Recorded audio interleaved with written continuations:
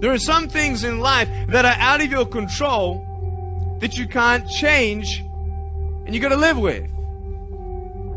The choice that we have, though, is either to give up or keep on going. If you wake up tomorrow morning and blame your failure on someone or something else, you have no reason to change, do you? I want to ask you, what are you going to believe? Are you going to believe in yourself? Are you going to believe everybody else's judgment on you? Are you going to believe people when they say that you're a failure? No one really likes you, no one really cares about you. It's that son of a bitch's fault. Son of a gun! I did everything I could. But if you woke up in the morning and looked in the mirror and said, I am failing because of me, the decisions that I make, the energy I put in, I'm not passing the blame.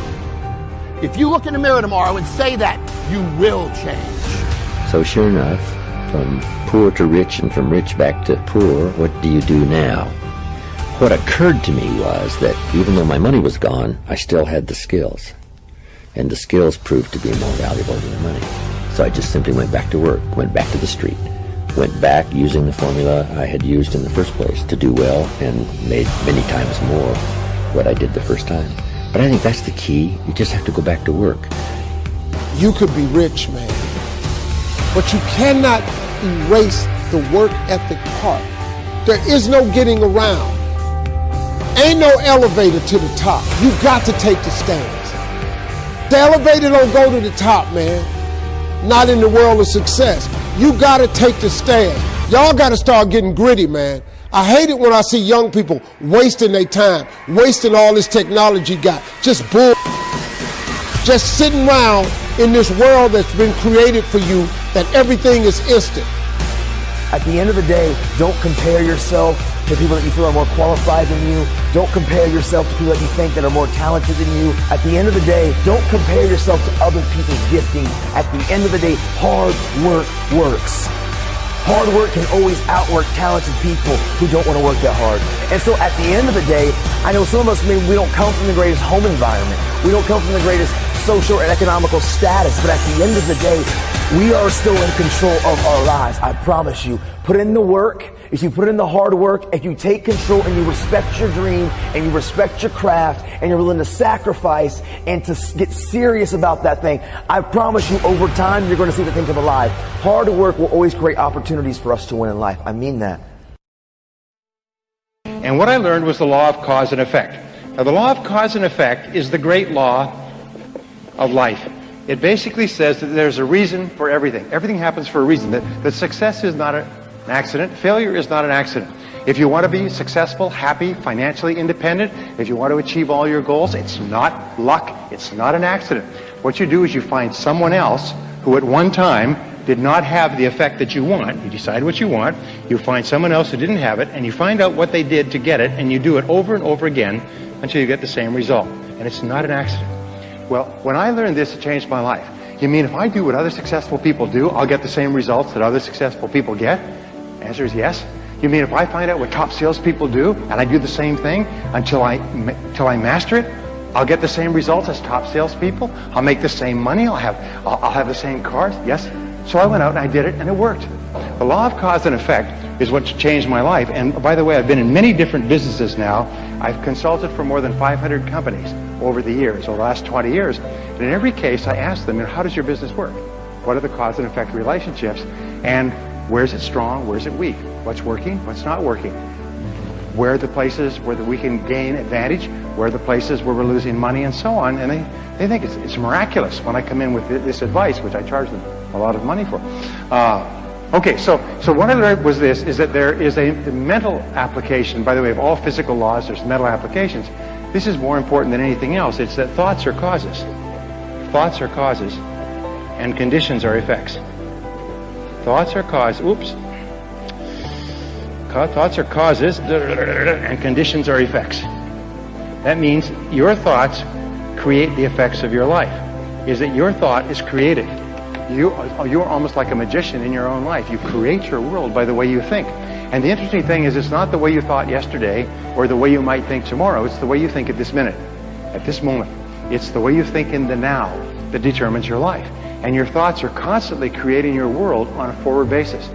The wonderful thing about our society, a free society like Singapore, is that at any given time you can draw a line under the past and you can say, that was the past, but this is how I'm going to think in the future. And your whole life, just like turning the wheel of a car, goes in a different direction. If you change your thinking, you change your life. And when I learned this, you mean your outer world merely reflects your thoughts? Your outer world is merely an image of your inner world? Is that you keep attracting into your life people and circumstances in harmony with your thinking? Is that everything you have in your life you've created by the way you think? And that if you don't like anything, you can change the way you think and attract something different? Yes, all of that's possible. And once you learn that, you realize there's only one thing in the universe over which you have complete control. What is that? You only control one thing in the world. What is it? You can control your thinking. You can't control other things. You can't control the traffic, and you certainly can't control the weather, but you can control your thinking. And that's enough. Because if you will control your thinking, you control the whole world. Singapore is a tribute to human thinking. Singapore is merely an external expression of the very best thinking that has gone into building this country. This country is based on mind power. It's the most amazing thing. Look at these beautiful hotels and convention centers and office buildings. I mean, these are mental. These were mental before they were physical. Are you with me so far? It's really important to understand that. It's kind of an overwhelming thought. I had a hard time with it when I was in my early 20s. You mean my life, which was not that great, has been created by myself? Yes, it's been created by myself. So I said, well, then I'm going to start to get my thinking in harmony with what I want, rather than keep thinking the old crummy thoughts. All right, so thoughts are causes, conditions are effects. Now what this means, and it brings us to the great law, which is the foundation of all religion and all philosophy, is that you become what you think about most of the time. You become what you think about most of the time. This is the underlying principle of all religions, all philosophy, all psychology, all success, all metaphysics. Everything is you become what you think about most of the time. So the question is, what do you think about most of the time? By the way, this law is always true, except there are a couple of exceptions. If there weren't exceptions, then every young man would turn into a young woman by the age of 20. But nonetheless, you do become what you think about most of the time. Now, by the way, one of my subjects when I was poor is I began to study self-made millionaires. Self-made millionaires are people who start with zero and within one working lifetime pass the $1 million mark. But here's the point, is I studied self-made millionaires. These are people who started with nothing. They started with no money and maybe limited education. Sometimes they were brand new immigrants. Sometimes they couldn't speak the language, and they made more than $1 million. So tens of thousands of them have been studied over the years to find out what they do differently. And wouldn't that be a good thing to know, by the way? Say yes. I mean, if you want to be a self-made millionaire, I can promise you this. If you don't know how they think, you can't make it. In other words, if you want to go somewhere but you don't have a map, you can't get there. So I began to study them, and I found, what do you think self-made millionaires think about most of the time?